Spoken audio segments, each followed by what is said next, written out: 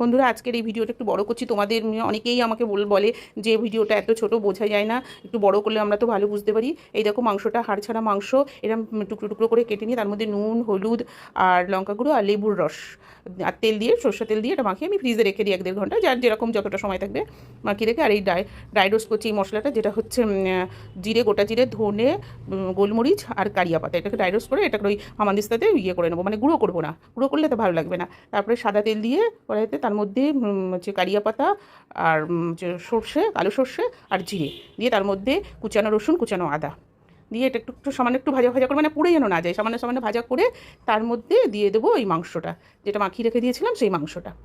মাংস দিয়ে দিলে না, মানে এটা একদম পুরো শুকনো শুকনো রান্নাটা হবে, বেশি মানে ঝোল যেন থাকে না। এই দেখো মাংসটা দিয়ে দিলাম, এবারটা কেটে নাড়িয়ে নেড়ে।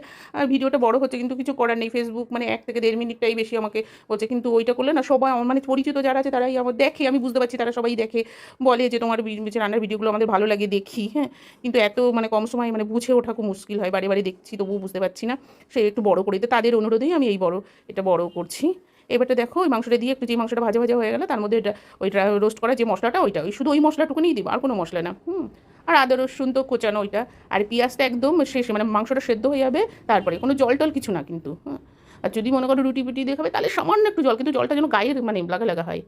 আর নুন, একটু সামান্য ছিটে ফোঁটা মিষ্টি দিয়ে, আর একটু গরম মশলা গুঁড়ো দেবে। আর আমার যেহেতু ধনে পাতাটা বেশি ছিল না, ওই ধনে পাতার গোড়ার দিকটা, মানে যেটা ডাঁটাটা, ওইটা দিলে বেশি ভালো হয়, কিন্তু আমার অতটা ছিল না বলে আমি এই পাতাটাই দিলাম। দিয়ে এই শুকনো শুকনো মানে একদম মাখা মাখা হবে। খুব, আমার তো ভীষণ ভালো লাগে, জানি না তোমাদের ভালো লাগে, এটা একটু অন্যরকম, এরকম শুকনো শুকনো হবে।